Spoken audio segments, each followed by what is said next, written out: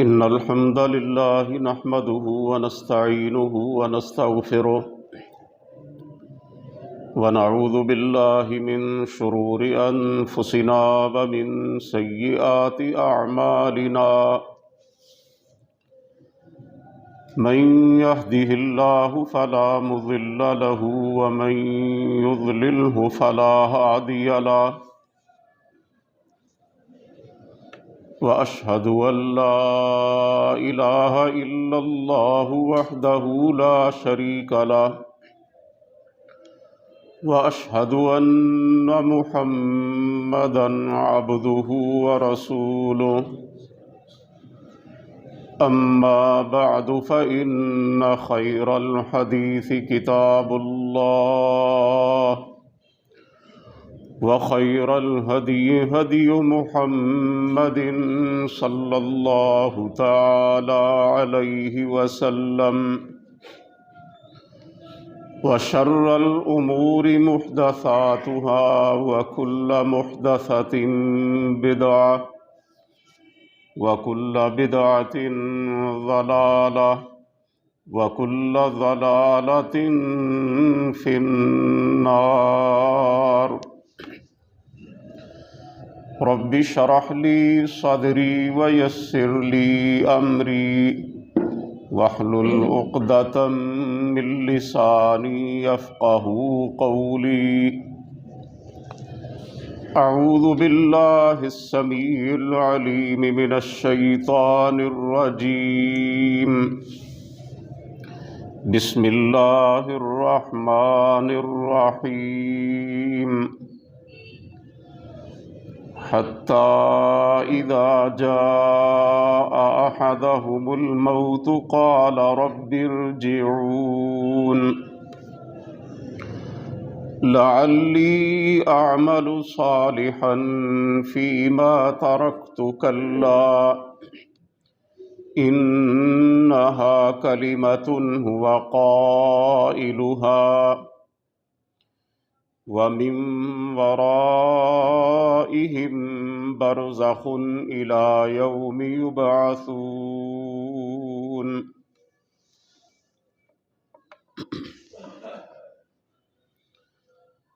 سب تعریفیں اللہ رب العالمین کے لیے ہیں، بے شمار درود و سلام نبی اقدس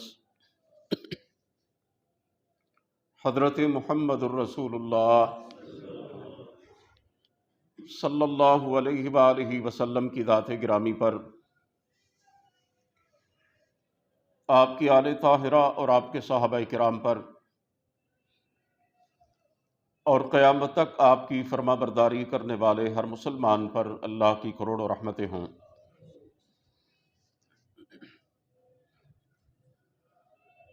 حضرات محترم، آج دسمبر 2022 عیسوی کی 30 تاریخ ہے،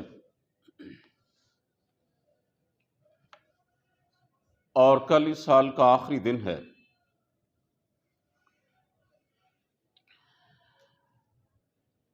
کل رات کو 12 بجے کے بعد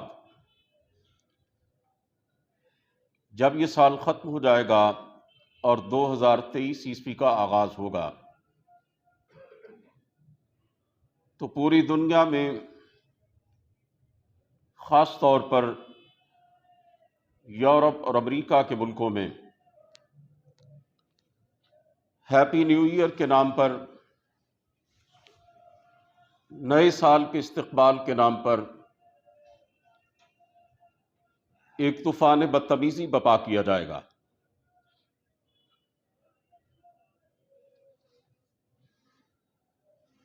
اس رات دنیا کے اندر جتنی شراب پی جاتی ہے پورے سال میں نہیں پی جاتی،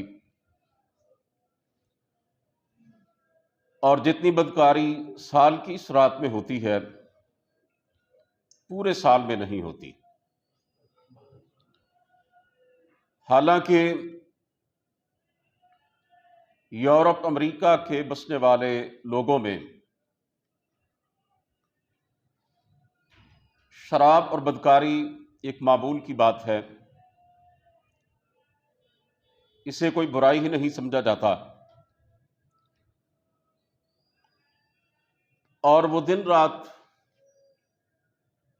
ان غلاستوں میں ڈوبے رہتے ہیں، لیکن سال کی آخری رات کو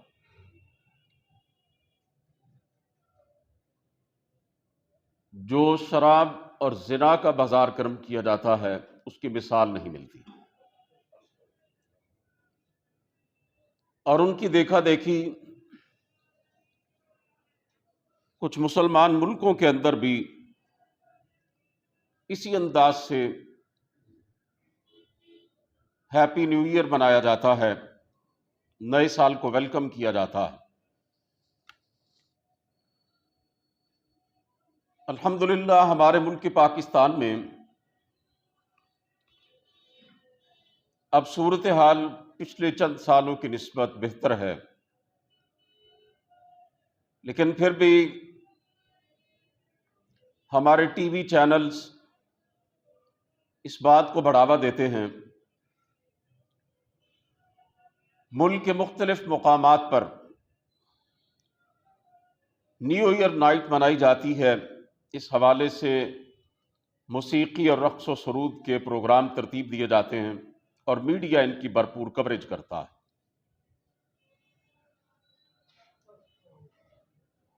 حضرات محترم، میں آپ کی خدمت میں یہ بات عرض کرنا چاہتا ہوں کہ اللہ تعالیٰ نے اس دنیا میں انسان کو جو وقت دیا ہے، حقیقی بات یہ ہے کہ اس سے زیادہ قیمتی دولت اور کوئی نہیں ہے۔ اللہ تعالیٰ نے اس وقت کی اور زمانے کی قسم اٹھائی ہے، اور قرآن کریم کی وہ سورہ مبارکہ جس کے بارے میں حضرت امام شافعی رحمۃ اللہ علیہ فرماتے ہیں کہ اگر پورا قرآن نہ بھی نازل ہوتا، یہی ایک سورت نازل ہو جاتی تو انسان کی ہدایت کے لیے کافی تھی۔ والعصر ان الانسان لفی خسر، زمانے کی قسم ہے، وقت کی قسم ہے، گردش لیل و نہار اس بات پہ شاہد ہے کہ انسان خسارے میں ہے، نقصان میں ہے۔ اس سورہ مبارکہ میں الانسان سے مراد پوری کائنات کے انسان ہیں، آدم کی ساری اولاد ہے۔ آگے فرمایا الا الذین آمنوا وعملوا الصالحات وتواصوا بالحق وتواصوا بالصبر، پوری کائنات انسانی میں سے صرف وہ لوگ اس نقصان سے بچے ہوئے ہیں کہ جو ایمان لائے، جنہوں نے اعمال صالحہ انجام دیے، اور ایک دوسرے کو یہ تلقین کرتے رہے کہ حق بات پہ ڈٹ جانا، دین کے مطابق زندگی گزارنا،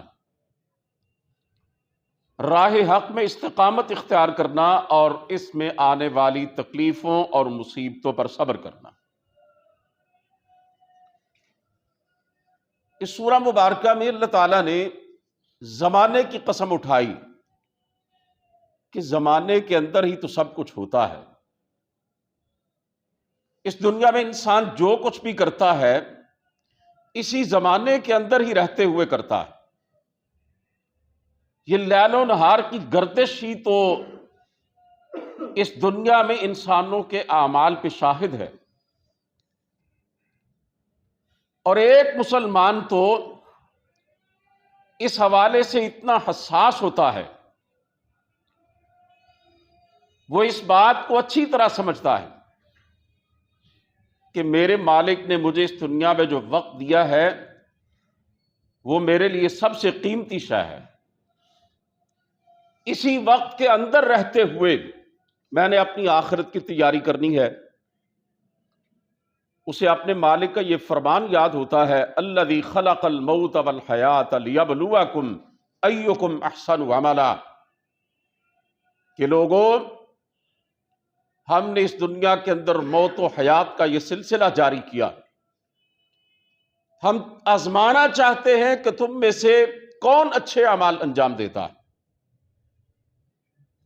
ایک مومن اس بات کو اپنے دل کی گہرائیوں میں بساتا ہے کہ میرے رب نے مجھے اس دنیا میں جو مہلت عمل دی ہے، جو مجھے وقت دیا ہے، جو عمر دی ہے، وہ اعمال صالح انجام دینے کے لیے دی ہے، نیکیاں کمانے کے لیے دی ہے، آخرت کی تیاری کے لیے دی ہے، اور مجھے اس حوالے سے میرے مالک نے دنیا میں یہ وقت عطا کیا ہے کہ میں اس میں رہتے ہوئے اپنے رب کی بندگی کروں اور اس کے نتیجے میں جہنم سے بچ جاؤں اور جنت کے اندر داخل ہو جاؤں۔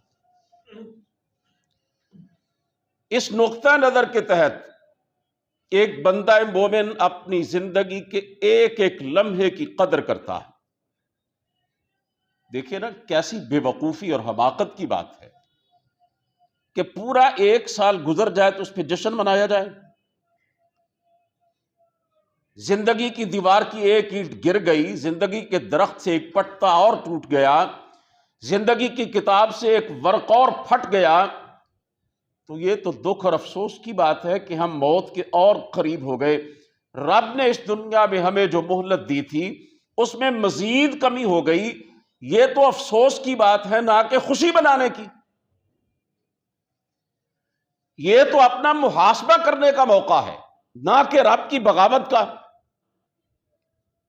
یہ تو اپنی گزشتہ زندگی میں جو کوتاہیاں ہوئیں، دین کے حوالے سے جو کمی رہ گئی، اور پروردگار کی اطاعت اور بندگی کے معاملے میں جو کسر رہ گئی، اس پہ اپنے رب سے نادم ہو کر پروردگار سے معافی مانگنے کا موقع ہے، نہ کہ شیطان کو راضی کرنے کا، شراب اور بدکاری کا بازار گرم کرنے کا۔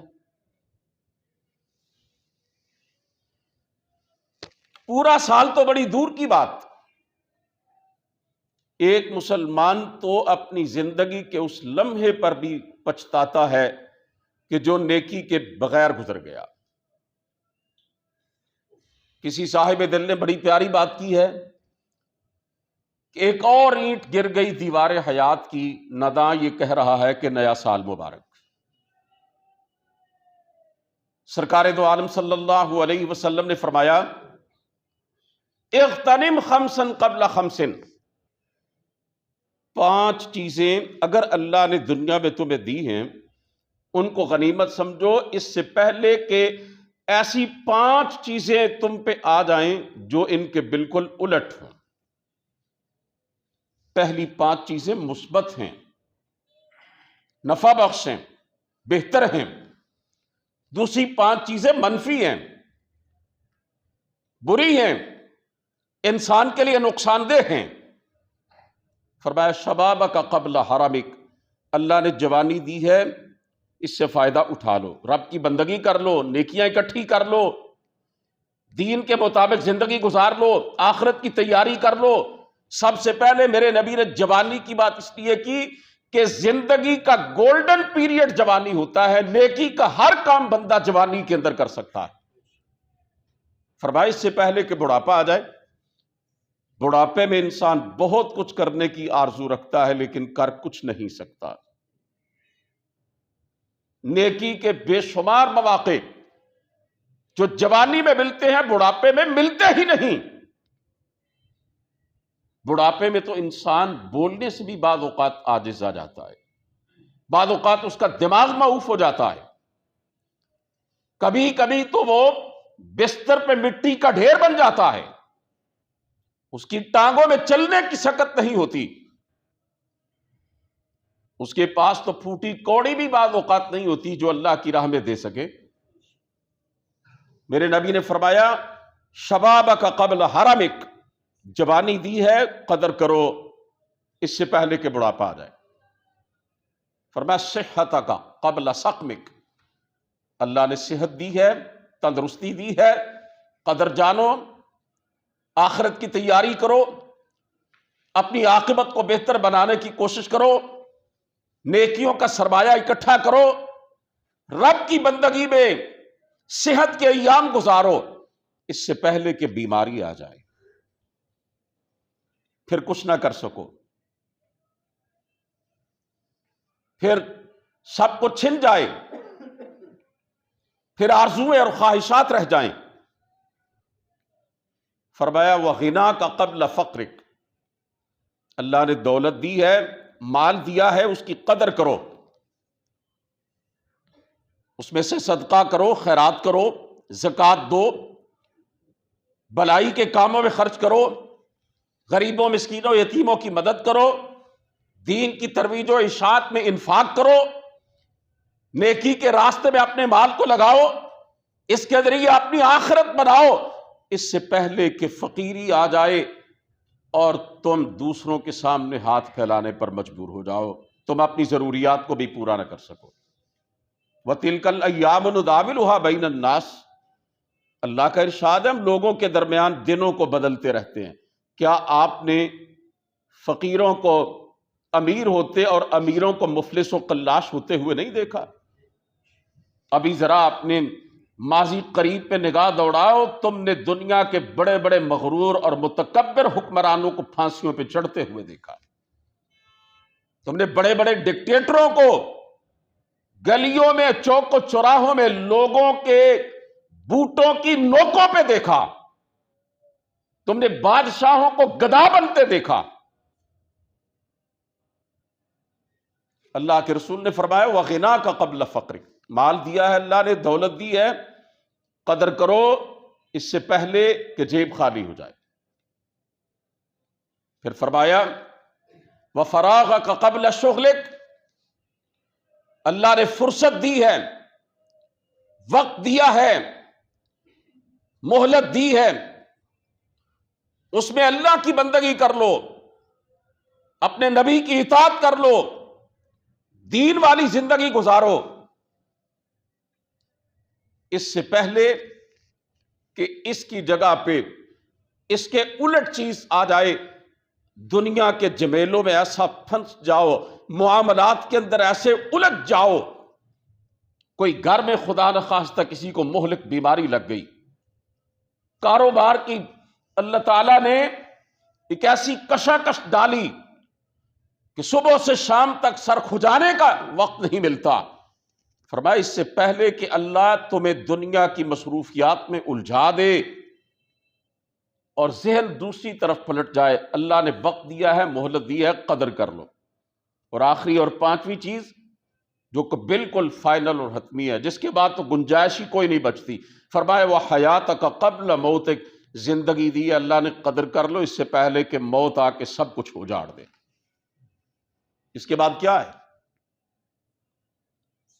اب ایک ایسی سوچ رکھنے والا مسلمان اپنے ایک ایک لمحے کی قدر کرے گا یا پورا سال گزرنے کے بعد اپنے مالک کی بغاوت اور معصیت کا ارتکاب کرے گا؟ رسول کریم صلی اللہ علیہ وسلم نے فرمایا تھا اپنے پیارے صحابی حضرت عبداللہ بن عباس سے رضی اللہ تعالیٰ عنہما، اذا اصبحت فلا تنتظر المساء، جب صبح کر لے شام کا انتظار نہ کر، یہ نہ سمجھ کہ یہ سورج نکلا ہے اور تو اس کو اپنی آنکھوں سے ڈوبتا ہوا دیکھ لے گا۔ فرمایا وَإِذَا أَمْسَيْتَ فَلَا تَنْتَظِرِ الصَّبَاحَ، اگر اللہ نے تجھے شام تک وقت دے دیا، یہ نہ سمجھ کہ تجھے دن دیکھنا نصیب ہوگا، تو اس سورج کو چڑھتا ہوا دیکھ لے گا۔ حضرات محترم، میں آپ کی توجہ چاہتا ہوں، ہمارے پیارے پیغمبر علیہ الصلاۃ والسلام نے تو ہمیں ہر لمحہ اپنے احتساب کا حکم دیا۔ جب ہم سونے لگتے ہیں، بستر پر جاتے ہیں، تو دیگر اذکار کے ساتھ اور دعاؤں کے ساتھ دو دعائیں بھی ہمیں سکھلائی گئیں، ہمارے نبی نے ان کی تعلیم دی۔ نیند موت کی بہن ہے، موت کی ایک صورت ہے نا۔ آپ صلی اللہ علیہ وسلم نے فرمایا بستر پر جاؤ تو یہ دعا پڑھو، اللہم بسمک اموت و احیا، اللہ تیرے نام کے ساتھ، تیرا نام لے کر میں مرتا ہوں اور زندہ ہوتا ہوں، یعنی تیرے نام کے ساتھ، تیری توفیق کے ساتھ الہی سو رہا ہوں، اللہ تو چاہے گا، تیری مشیت ہوگی تو اٹھوں گا۔ اور دوسری دعا کیا ہے؟ بِاسْمِكَ رَبِّي وَضَعْتُ جَنْبِي وَبِكَ أَرْفَعُ ان امسکت نفسی فرحمها وان ارسلتها فاحفظها بما تحفظ به عبادك الصالحین۔ یا اللہ تیرا نام لے کر میں نے اپنا پہلو اپنے بستر پہ رکھا ہے، اللہ تیری توفیق کے ساتھ ہی میں اٹھوں گا۔ یا اللہ اگر تو نیند کے دوران میری جان کو روک لے، میں نیند سے نہ جاگوں، اسی دوران اللہ تو مجھے اپنے پاس بلا لے، یا اللہ مجھ پہ رحم کرنا۔ اور اگر تو میری جان واپس بھیج دے، صبح مجھے اٹھنا نصیب ہو جائے، تو اللہ میری اس طرح حفاظت کرنا جس طرح تو اپنے نیک بندوں کی حفاظت کرتا۔ صبح جب سو کے اٹھے تو ہمارے نبی نے کیا فرمایا؟ پڑھا کرو الحمدللہ الذی احیانا بعدما اماتنا والیہ النشور۔ تعریف ہے ہی اس رب کی جس نے ہمیں مرنے کے بعد دوبارہ زندہ کر دیا، اور ایک وقت ایسا آئے گا کہ جب ہم موت کی نیند سو جائیں گے تو پھر ایک وقت ایسا آئے گا کہ ہمارا رب ہمیں اپنی قبروں سے اٹھا کر اپنے سامنے کھڑا کرے گا۔ اللہم بک اصبحنا وبک امسینا وبک نحیا وبک نموت والیک النشور۔ اللہ تیری توفیق سے ہم صبح کرتے ہیں، تیری توفیق سے شام کرتے ہیں، اللہ تیرے حکم سے ہم مرتے ہیں رات کو، صبح اللہ جی اٹھتے ہیں، اور روز قیامت بھی اسی طرح ہم نے اٹھ کے تیری بارگاہ میں آنا ہے۔ اور شام ہو جائے تو پھر کیا پڑھنے کا حکم دیا گیا؟ اللہم بک امسینا وبک اصبحنا وبک نحیا وبک نموت والیک المصیر۔ الہ العالمین تیری توفیق سے ہمیں شام ہوئی، تیری توفیق سے صبح کریں گے، اللہ تیرے حکم سے زندہ ہوتے اور مرتے ہیں، اور ایک وقت ایسا آئے گا کہ تیری ہی طرف ہم نے لوٹ کے آنا ہے۔ ایک مسلمان جو ہر صبح اور شام کو اپنی موت کا تصور کرتا ہے اور ہر روز بستر پر جاتے ہوئے اپنا محاسبہ کرتا ہے اور اپنا جائزہ لیتا ہے اور یاد کرتا ہے کہ میرے رب کے حکم سے ابھی مجھے نیند آئے گی، میری آنکھیں بند ہو جائیں گی، ایک وقت ایسا آئے گا کہ پھر روز قیامت تک میری یہ آنکھیں بند ہو جائیں گی، صبح میں اٹھوں گا۔ یہ موت اور حیات کا تصور اور یہ اپنے جائزے اور محاسبے کا تصور ہر روز ایک مسلمان کو صبح بھی یاد کروایا جاتا ہے، شام کو بھی یاد کروایا جاتا ہے۔ کیا ایک اس طرح سوچ اور فکر رکھنے والا ایک بندہ مومن اپنی زندگی کا پورا سال تو کیا ایک لمحہ ایک دن بھی ضائع کرنے کے لیے تیار ہو سکتا ہے؟ حضرت حسن بصری رحمت اللہ علیہ سید التابعین ہیں، وہ فرماتے ہیں، میں آپ کی توجہ چاہتا ہوں، بڑی عظیم الشان ہستی کا ایک قول آپ کے سامنے رکھنا چاہتا ہوں۔ فرماتے ہیں کل یوم تطلع فیہ الشمس، ہر وہ دن جس میں سورج طلوع ہوتا ہے، فیقول یا ابن آدم، وہ دن جب چڑھتا ہے تو کہتا ہے اے انسان، انا یوم جدید، میں نیا دن ہوں، وانا علی عملی کا شہید، اور میں تیرے عمل پر گواہ ہوں، فاغتنمنی، اور مجھے غنیمت جان، مجھ سے فائدہ اٹھا، رب کی بندگی کر، نیکیاں کما۔ اور دوسری بات انہوں نے کہی، وہ دن پیغام دیتا ہے ایک بندہ مومن کو، فَإِن ذَهَبْتُ فَلَنْ أَعُودَ إِلَى يَوْمِ الْقِيَامَةِ، اگر میں چلا گیا تو قیامت تک دوبارہ واپس نہیں آؤں گا۔ کیا ہر دن جب چڑھتا ہے تو یہ پیغام نہیں دیتا لوگوں کو کہ میں گزر جاؤں گا، شام ہو جائے گی، پھر قیامت تو آئے گی، دوبارہ میں نہیں آؤں گا؟ اس پیغام کو اپنے گوشے ہوش سے سننے والا کیا دنیا میں بے خبر رہ کر اور غافل رہ کر زندگی گزار سکتا ہے؟ کیا وہ پورا سال گزرنے کے بعد طوفان بدتمیزی بپا کر سکتا ہے؟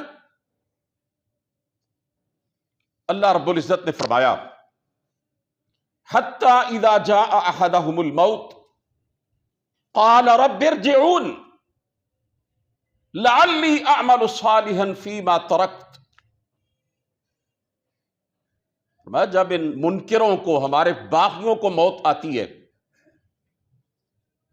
تو ان میں سے ہر کوئی یہ تمنا کرتا ہے اور اپنے رب سے التجا کرتا ہے اللہ ایک دفعہ دنیا میں بھیج دے، لعلی اعمل صالحا فیما ترکت، یا اللہ جس دنیا کو چھوڑ کر آیا ہوں نا اس میں ایک دفعہ اگر تو بھیج دے گا تو میں اعمال صالحہ انجام دوں گا۔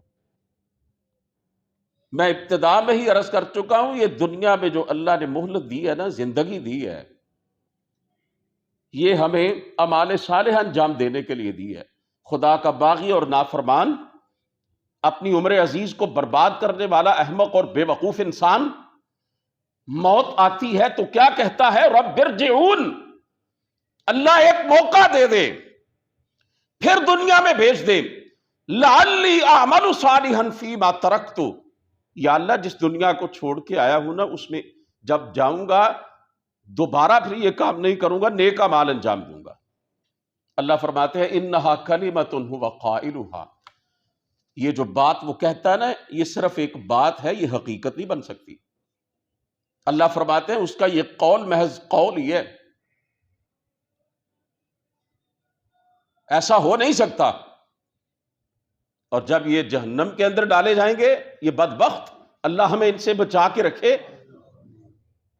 اللہ فرماتے ہیں ہماری بارگاہ میں درخواست کریں گے ربنا اخرجنا منہا فإن عدنا فإنا ظالمون، پروردگار اس جہنم سے ایک دفعہ نکال کے ایک چانس دے دے مولا، دنیا میں پھر بھیج دے، اگر دوبارہ وہی کام کریں جو پہلے کرتے رہے، وہی اعمال انجام دے جو پہلے انجام دیتے رہے، اللہ پھر ظالم ہوں گے، الہی پھر جو چاہے سزا دے دینا۔ آپ کا کیا خیال ہے، ان کا یہ مطالبہ مان لیا جائے گا؟ ان کی یہ درخواست بارگاہ رب العزت میں قبول کی جائے گی؟ اللہ تعالیٰ کی طرف سے ڈانٹ پلائی جائے گی، قال اخسئوا فیہا ولا تکلمون، اللہ فرمائیں گے اس دوزخ میں تم نے ہمیشہ ذلیل ہو کے رہنا ہے، تم نے یہی ہمیشہ رسوا ہو کے رہنا ہے، اور خبردار اب اپنی زبانیں بند کر لو، میں تم پہ اتنا غضبناک ہوں میں تم سے کلام تک نہیں کرنا چاہتا۔ کہاں جائیں گے پھر جب رب کی بارگاہ سے دھتکار دیا جائے گا؟ یہ وہی بد نصیب ہے جنہوں نے دنیا میں وقت کی قدر نہیں کی، اپنی عمر عزیز کو برباد کیا، رب کی دی ہوئی مہلت سے فائدہ نہ اٹھایا، ایمان نہ لائے، عمل صالح کا راستہ اختیار نہ کیا۔ سرکار دو عالم صلی اللہ علیہ وسلم نے فرمایا الکیس من دان نفسہ وعمل لما بعد الموت۔ توجہ کیجئے حضرات محترم، میرے نبی ڈیفینیشن بیان کر رہے ہیں، تعریف فرما رہے ہیں عقل مند انسان کی اور بے وقوف انسان کی۔ ہمارے نزدیک تو پتہ نہیں کون کون عقل مند ہے اور کون کون بے وقوف ہے، اصل میں عقل مند وہ ہے جسے میرے نبی نے عقل مند قرار دیا، اصل میں سیانہ بندہ وہ ہے جسے میرے پیغمبر نے سیانہ کہا، اصل میں دانش مند وہ ہے جسے میرے نبی نے دانش مند کہا۔ ساری دنیا کہتی رہے کسی انسان کو بڑا ذہین ہے، بڑا فتین ہے، بڑا سیانہ ہے، بڑا دانشور ہے، لیکن اگر میرے پیغمبر کے فرمان کے برعکس ہے، کعبے کے رب کی قسم اس سے بڑا احمق اور بے وقوف کوئی نہیں ہے۔ میں لوگوں سے کہتا ہوں اپنی تعریفیں اپنے پاس رکھو، میرے نبی نے جو ڈیفینیشن کی عقل مند اور بے وقوف کی ذرا اس کو سمجھو۔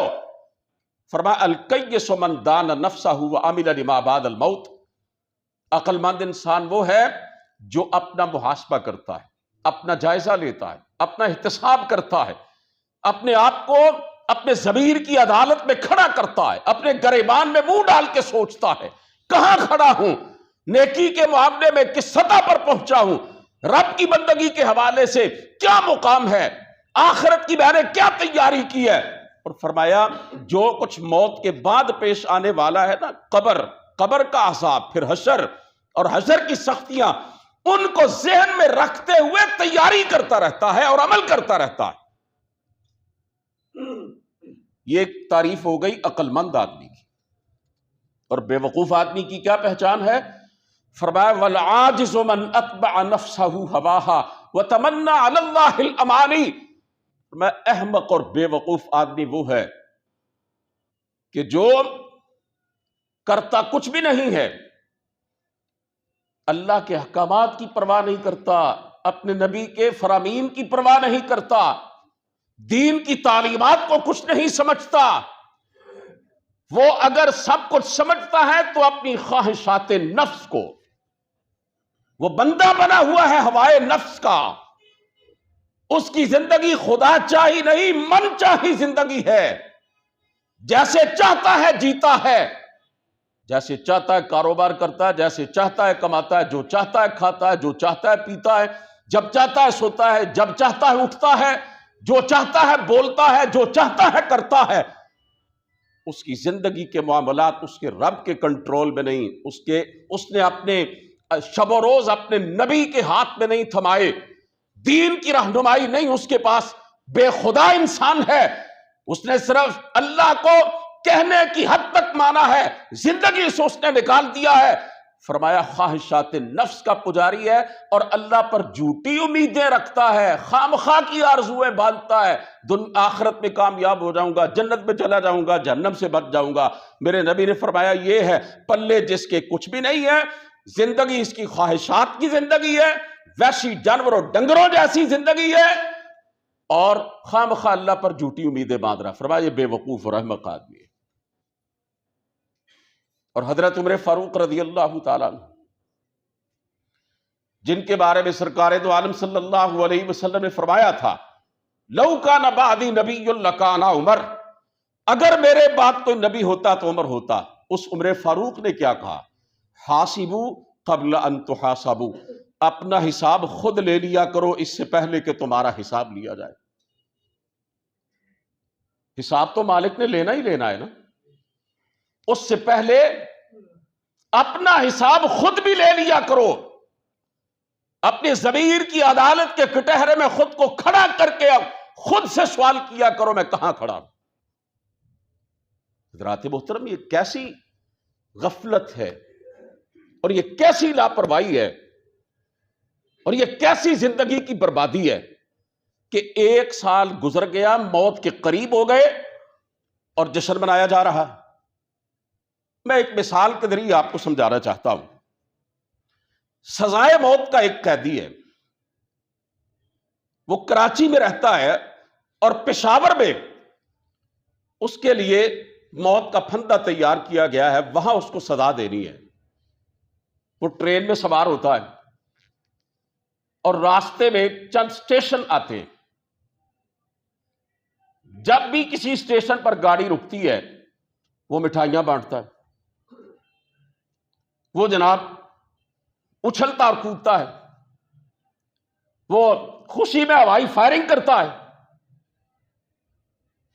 راستے میں 8-10 اسٹیشن آتے ہیں یا 20-30 اسٹیشن آتے ہیں، ہر اسٹیشن پر گاڑی رکتی ہے تو وہ اسی طرح خوشی میں دیوانہ وار کبھی ٹھاٹھا کرتا ہے، کبھی مٹھائیاں بانٹتا ہے، کبھی ناچتا ٹاپتا ہے.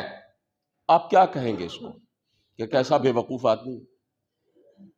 بعض اوقات موت کے خوف کی وجہ سے لوگوں کا دماغ خراب ہو جاتا ہے اور وہ قہقہے لگاتے ہیں.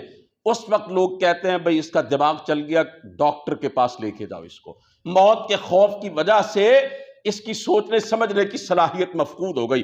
ایسے شخص کو آپ پاگل ہی قرار دیں گے نا کہ اس کو سزائے موت سنائی گئی، اس پہ عمل درآمد ہونا ہے، گاڑی جا رہی ہے اس کے پھانسی کے پھندے کی طرف اور ہر سٹیشن پر یہ موت کے قریب ہو رہا ہے اور جناب یہ اچھلتا کودتا اور خوش ہو رہا ہے. کیا اسی طرح وہ شخص بے وقوف نہیں ہے؟ یہ سال زندگی کے سٹیشن ہی تو ہیں. 1 سال گزر گیا، زندگی کی گاڑی اس سٹیشن پہ رکی، پھر آگے بڑھ گئی دوسرے سٹیشن کے لیے. تو جس شخص کی زندگی کا سال گزر جائے اور وہ سال گزرنے پر ہلہ گلہ کرے، رب کی بغاوت اور معصیت کا بازار گرم کرے اور خوشی سے جھوم اٹھے اور ٹھاٹھا کرے، کیا ایسا شخص بھی اس آدمی کی طرح بے وقوف نہیں ہے؟ وہ سزائے موت کے قیدی کی طرح. اب کیا کہیں گے اس کو؟ عزیزان محترم، ہم دیکھتے ہیں ہمارے پیارے پیغمبر علیہ الصلوۃ والسلام نے ارشاد فرمایا میری امت کی عمریں 60 اور 70 سال کے درمیان، بین 60 و 70۔ اور آپ صلی اللہ علیہ وسلم کا یہ ارشاد گرامی سنیے،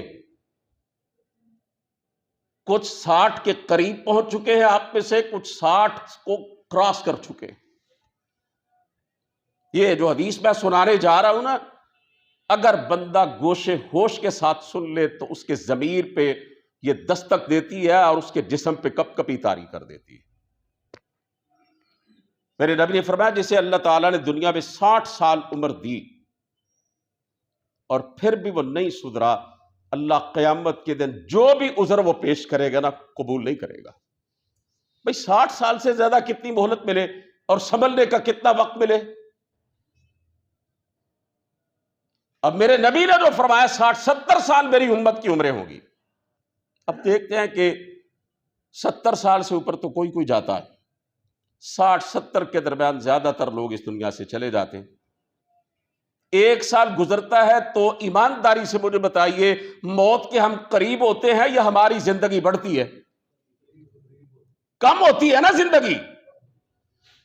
تو یہ سوچنے اور سنبھلنے کی بات ہے یا لاپرواہی اور غفلت کا معاملہ ہے؟ ہمارے گھروں سے ہمارے کتنے عزیز رشتہ دار چلے جاتے ہیں۔ انسان کی زندگی میں سب سے زیادہ مؤثر کردار اس کے ماں باپ کا ہوتا ہے۔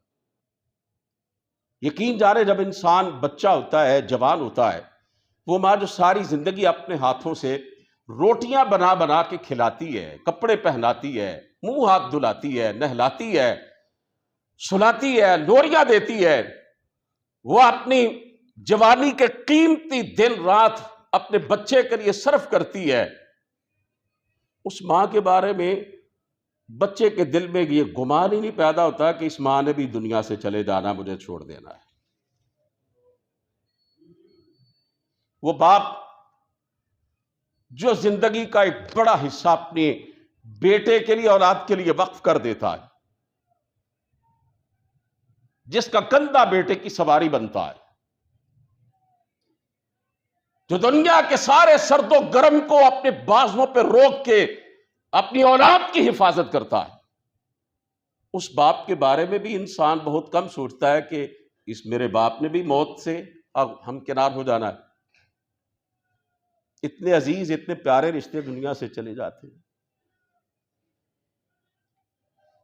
اور بھائیوں، مجھ سمیت آپ میں سے کئی ایسے ہوں گے، میں جس گھر میں رہتا تھا، میری زندگی گزری، اس میں میرے دادا بھی تھے، میری دادی بھی تھی، میری ماں بھی تھی، میرا باپ بھی تھا۔ پہلے دادا جان چلے گئے، اس کے بعد 5-6 سال گزرے، دادی چلی گئیں، پھر 7-8 سال گزرے، والدہ چلی گئیں، پھر 5-7 سال گزرے، والد چلے گئے۔ آپ میں سے بھی کئی ایسے ہوں گے میرے عزیز جن کے ساتھ یہ معاملہ ہوا ہے۔ ہم اپنے اتنے پیاروں کو دنیا سے جاتا ہوا دیکھتے ہیں، ہم کیسے یہ تصور کر لیتے ہیں کہ ہمیں موت نہیں آئے گی؟ میرے بھائی، موت کا تو کوئی پتہ نہیں کب آ جائے، مہلت عمر کب ختم ہو جائے، کب اجل کا فرشتہ آ جائے، یہ تو کوئی نہیں معلوم۔ کون جاتا ہے دنیا سے پہلے؟ لیکن جس کی عمر 60 سال کے قریب ہو گئی، اس کو تو کم از کم سمجھ جانا چاہیے نا کہ اب زیادہ زندگی گزر گئی، بلکہ ساری گزر گئی، اب تو بونس پہ چل رہا ہوں، اب تو اپنے رب کے کرم سے چل رہا ہوں۔ حضرات محترم، سرکار دو عالم صلی اللہ علیہ وآلہ وسلم نے تو اپنے صحابی سے فرمایا تھا کہ آنے والے کل میں اپنے آپ کو زندوں میں شمار نہ کرنا، یہ نہ سمجھنا کل زندہ رہوں گا، آنے والے کل میں اپنے آپ کو مردوں میں شمار کرنا۔ یہاں کیا کیا جاتا ہے؟ 1 سال پورا گزر گیا، زندگی کا ایک پورا ایک عرصہ کم ہو گیا، موت کے قریب ہو گئے اور جشن منایا جا رہا ہے اور ہیپی نیو ایئر کے نام پر رب کی بغاوت کی جا رہی ہے۔ گویا اللہ کو یہ پیغام دیا جا رہا ہے نا کہ یا اللہ ایک سال گزر گیا، ایک سال اور تو جو ہمیں دے رہا ہے، شروع میں ہم تجھے بتا رہے ہیں کہ تیری بغاوت اور معصیت، شراب اور بدکاری کے اندر زندگی گزاریں گے، تجھے ناراض کریں گے۔ شرم نہیں آتی کسی مسلمان کو نئے سال کے موقع پر اس طرح کا طرز عمل اختیار کرتے ہوئے؟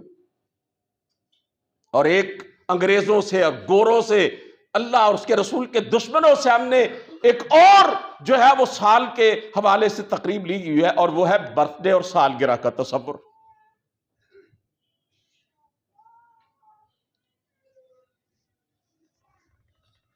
دیندار طبقے نے بھی اپنے بچوں کی سالگرہ منانا شروع کر دی۔ میں بڑے ادب کے ساتھ یہ پوچھنا چاہتا ہوں کہ زندگی میں خوشی کا موقع صرف سالگرہ کا موقع ہوتا ہے؟ لوگ کہتے ہیں اے مولوی جناب سیلیبریٹ نہیں کرن دیندے، انجوائے نہیں کرن دیندے، خوشی دے موقع نو منان نہیں دیندے۔ اللہ کے بندو، تم مسلمان ہو، تمہیں تمہارے رب نے خوشی کے اتنے مواقع عطا کیے ہیں، ان کو سیلیبریٹ کرو، کون روکتا ہے؟ بچہ فرسٹ آ گیا، کرو سیلیبریشن، کھاؤ پیو، لاؤ کیک، شکر ادا کرو اللہ کا۔ کوئی بیٹی سیکنڈ آ گئی، کوئی تھرڈ آ گئی ہے، خوشی کا موقع ہے، مناؤ۔ کسی بچے نے قرآن کریم مکمل کیا ہے، ناظرہ پڑھا ہے، خوشی کا موقع ہے، کرو سیلیبریٹ۔ کوئی بچہ قرآن کا حافظ بن گیا ہے، تقریب مناؤ، کھاؤ پیو، خوشی مناؤ۔ کس نے روکا ہے؟ کس مولوی نے منع کیا ہے؟ اور بچہ سیڑھیوں سے گر پڑا، اسے چوٹ نہیں آئی، خوشی کا موقع ہے، مناؤ، خود بھی کھاؤ، دوسروں کو بھی کھلاؤ۔ تم نے اللہ کے باغیوں کا یہ سالگرہ کا تصور یہ منا کر رب کو یہ پیغام دیا، اللہ ہمارا بچہ بڑا ہوتا جا رہا ہے، موت کے قریب ہوتا جا رہا ہے، یا اللہ تیری نافرمانی اور بغاوت میں اور تیرے دشمنوں کی نقالی میں ہی زندگی گزاریں گے۔ بچہ جب پیدا ہوتا ہے تو اس کا عقیقہ کیا جاتا ہے، اللہ کے رسول نے فرمایا اس کو سیلیبریٹ کرو۔ فرمایا بچہ عقیقے کے عوض گروی ہوتا ہے، رہن ہوتا ہے۔ یہ عقیقہ لازماً کرنا چاہیے۔ میں یہاں تک کہتا ہوں جیسے دنیاوی معاملات کے لیے قرض اٹھاتے ہو، شادی کے لیے، دیگر اپنے معاملات کو چلانے کے لیے، کاروبار اور تجارت کے لیے، اسی طرح قرض لے کر بچے کا، بیٹے کا یا بیٹی کا عقیقہ کرنا پڑے تو قرض لینے میں بھی کوئی قباحت نہیں ہے۔ بیٹا ہے تو 2 جانور ذبح کیے جائیں، بیٹی ہے تو 1 جانور۔ کیا انگریزوں نے ہم سے عقیقہ لیا؟ پھر سالگرہ ہم نے ان سے کیوں لی؟ اور حضرت اقبال نے اسی طرح کے معاملات کے حوالے سے کہا تھا، شور ہے ہو گئے دنیا سے مسلمان نابود۔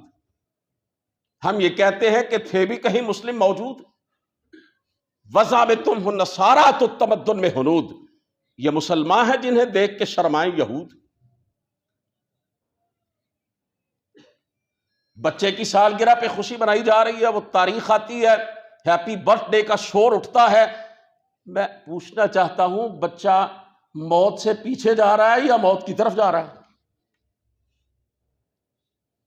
ایک مسلمان کے لیے گزرا ہوا سال، گزرا ہوا مہینہ، گزرا ہوا ایک دن، ایک لمحہ بھی صرف اس کی ذمہ داری کے اندر اضافہ کرتا ہے اور اسے یہ احساس دلاتا ہے کہ غور کر، یہ سال گزر گیا، تو کہاں کھڑا ہے۔ کاروباری لوگ سال کے اختتام پہ اپنی روکڑ ملاتے ہیں، اپنے کھاتے سیدھے کرتے ہیں، اپنا بیلنس دیکھتے ہیں، نفع اور نقصان کا حساب لگاتے ہیں۔ ہر کاروباری بندہ، ہر بزنس مین جو ہے وہ ضرور اپنے کھاتے میں لاتا، چیک کرتا ہے، بلکہ لوگ ڈیلی بیسس پر اپنے کاروبار کا حساب رکھتے ہیں۔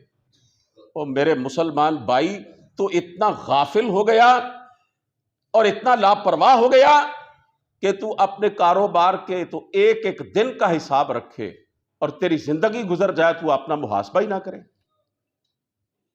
ہم دنیا کے پیچھے بھاگ رہے ہیں نا، وجہ یہ بعض اوقات جب دنیا پرستی سے پیچھے ہٹنے کی بات کی جاتی ہے، وقت زیادہ ہو چکا، میں صرف 1 منٹ لینا چاہتا ہوں، تب کہا جاتا ہے کہ جناب کمائے نا، کھائے کہاں سے؟ اور دین اسلام کے اندر تو حلال کمائی کے لیے نکلنا ہے عبادت ہے. اللہ کے رسول نے فرمایا نماز روزے کے بعد سب سے بڑا فرض ہی حلال کمائی کرنا ہے. کرو کاروبار، کس نے منع کیا؟ لیکن اس طرح کاروبار کرنا اور اس طرح دنیا بنانا کہ اپنی آخرت کو ہی بھول جاؤ اور دین کو فراموش کر دو. رسول کریم صلی اللہ علیہ وسلم نے فرمایا لَمَوْضِعُ صَوْتٍ مِّنَ الْجَنَّةِ خَيْرٌ مِّنَ الدُّنْيَا وَمَا فِيهَا. جنت کے اندر ایک کوڑا رکھنے کی جگہ، ایک سکوائر فٹ جنت کی ایک جگہ دنیا سے اور دنیا کی ساری نعمتوں سے بہتر ہے. یہاں لوگ چھوٹے چھوٹے پلاٹوں پہ قبضے کر لیتے ہیں جناب، یتیموں بیواؤں غریبوں کے رشتہ داروں بھائی بہنوں کا حق بھی کھا جاتے ہیں. رسول کریم صلی اللہ علیہ وسلم نے فرمایا لو ان امرأة من اہل الجنہ اطلعت الى اہل الدنیا لأضاعت ما بینہما ولملأت ما بینہما ریحا. اور دنیا کے بندے نہ بننا، آخرت پہ نگاہ رکھنا. اگر جنت کی عورتوں میں سے ایک عورت اس زمین کی طرف نگاہ ڈال لے، پنجابی میں کہتے ہیں چاتی مار لے، میرے نبی نے فرمایا زمین و آسمان تک جو خلا ہے وہ روشن ہو جائے اور خوشبو سے بھر جائے. ایک دفعہ ایک ریشمی جبہ اللہ کے رسول کو ایک بادشاہ نے تحفے کے طور پر بھیجا. صحابہ نے ہاتھ میں لیے، کہنے لگے اتنا ملائم، اتنا نفیس، اتنا نرم. فرمایا اتعجبون من ھذا، تم اس ریشمی کپڑے کو دیکھ کر، اس نفیس کپڑے کو دیکھ کے حیران ہو رہے ہو؟ لمنادیل سعد بن معاذ خیر من ھذا. میرے ساتھی سعد بن معاذ کو جنت میں جو رومال ملے گا نا، جو ہینڈ کرچیف، چھوٹا سا جیبی رومال ملے گا، وہ اس کپڑے سے کہیں بہتر ہوگا. اس طرح کے ارشادات سے میرے نبی نے اپنے صحابہ کی تربیت کی تھی. میرے عزیزو، یہ نیو ایئر نائٹ کے نام پہ طوفان بدتمیزی، رب کی بغاوت اور معصیت کا جو بازار گرم کیا جاتا ہے، یہ آخرت سے غافل قوموں کا شعار ہے، یہ آخرت کے منکر لوگوں کا وتیرہ ہے. صاحب ایمان اور صاحب عمل آدمی کا یہ قطعاً وتیرہ نہیں ہو سکتا. میں خراج تحسین پیش کرتا ہوں اسلامی جمعیت طلباء کے نوجوانوں کو، جنہوں نے سڑکوں پر، مار روڈ پر، بڑے شہروں کے تمام بڑی بڑی شاہراہوں پر سرے عام ہیپی نیو ایئر نائٹ منانے والے، شراب پینے والے اور خباثتیں کرنے والے لوگوں کا راستہ روکا، ان کو مقید کیا. اور اسلامی جمعیت طلباء کے کارناموں میں سے ایک بہت بڑا کارنامہ آج اس ملک کی نوجوان نسل کو شرم اور حیا کے کلچر سے آشنا کرنا ہے. اب یہ میڈیا والوں کو چاہیے کچھ شرم کریں.